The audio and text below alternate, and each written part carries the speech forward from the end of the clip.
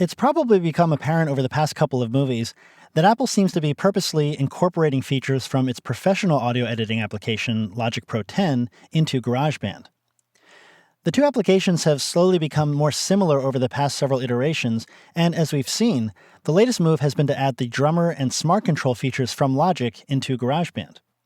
Logic also has a companion iPad app called Logic Remote, which, as its name implies, allows you to control Logic from your iPad. And as you probably guessed from the name of this movie, the app also works with GarageBand. Logic Remote is a free app. Just search for it on the App Store and download it to your iPad. Now, this is an iPad-only app, so you won't be able to run it from an iPhone or iPod Touch.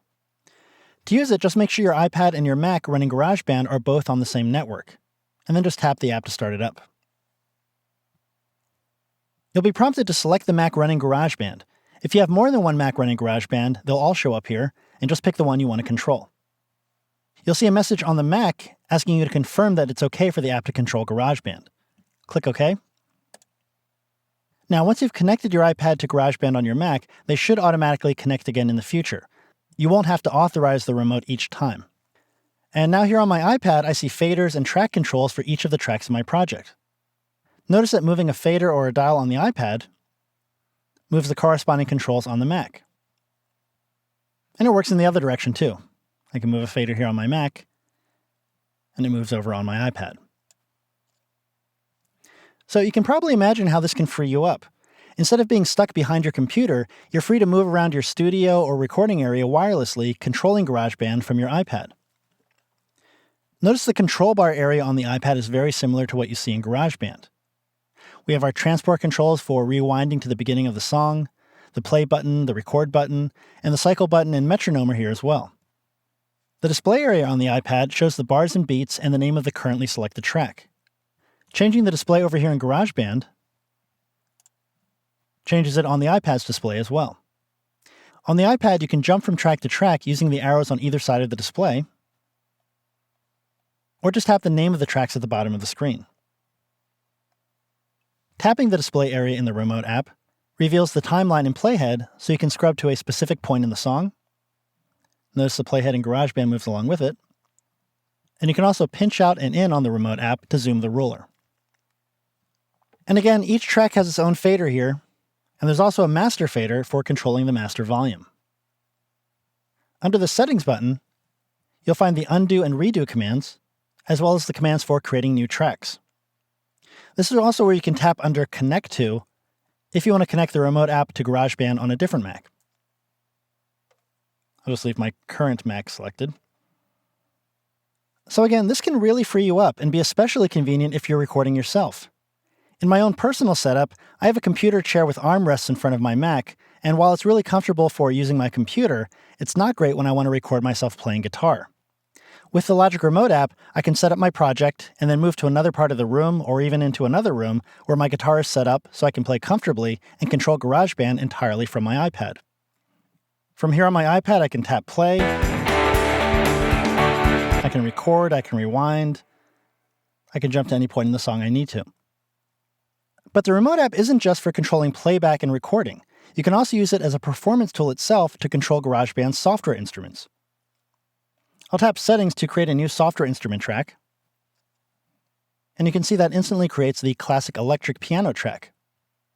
To play this instrument, I could use a MIDI keyboard connected to my Mac, or even use musical typing, but I have an iPad, so from this menu here in the upper left-hand corner, I can choose either Smart Controls and keyboard or chord strips. Let's start with Smart Controls. And now I have a virtual keyboard on my iPad I can tap to play.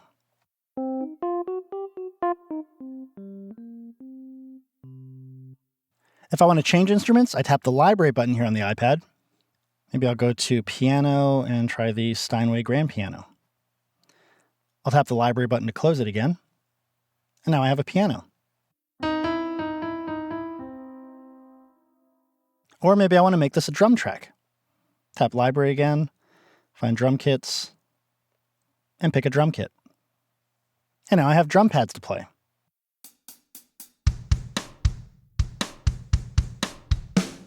If I want, I can switch to the kit view, which gives me the same sounds, but it's laid out more like a virtual kit.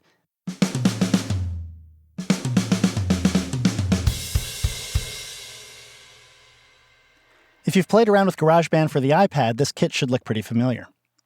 Now at the bottom of this menu, you can choose different interfaces for the instrument you're playing. With Automatic selected, you'll see the default interface for each instrument, but you're free to pick any of the other interfaces.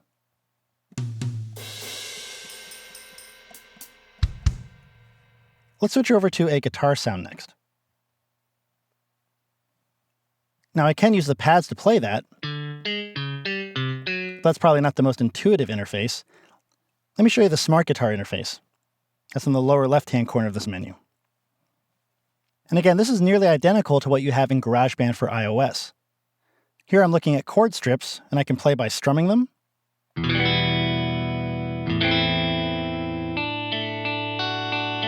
tapping individual strings, or I can tap the tops of the guitar strips.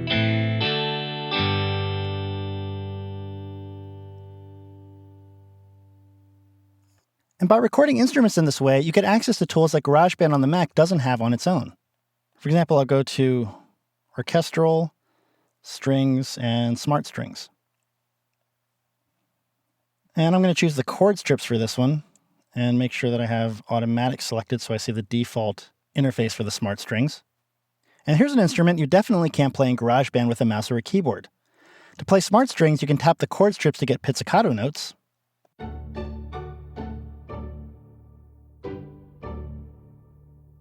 You can do quick swipes with your finger to get quick string strokes.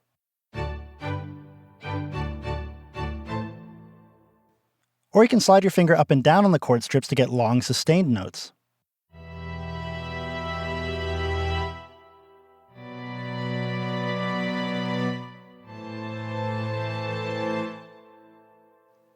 I cover Smart Strings and other instruments in detail in my GarageBand for iPad course here at lynda.com.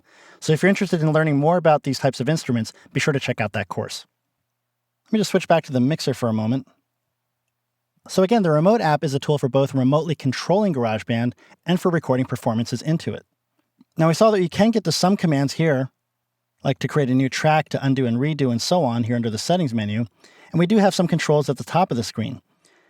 You'll find even more controls by going to the menu in the upper left-hand corner and tapping Key Commands. This gives you a bunch of buttons for all kinds of commands. I can tap to show the library. Notice that pops it up on my GarageBand screen. I'll tap again to hide it. And we also have buttons for zooming horizontally in and out. Just about any command you'll need you can find here under Key Commands. So that's an overview of the Remote app for Logic and GarageBand. If you have an iPad, there's really no reason not to download the free app and make it part of your arsenal because, as you can see, it's an incredibly powerful app that's good for both engineering and mixing your recording sessions, as well as for performing the parts you're recording.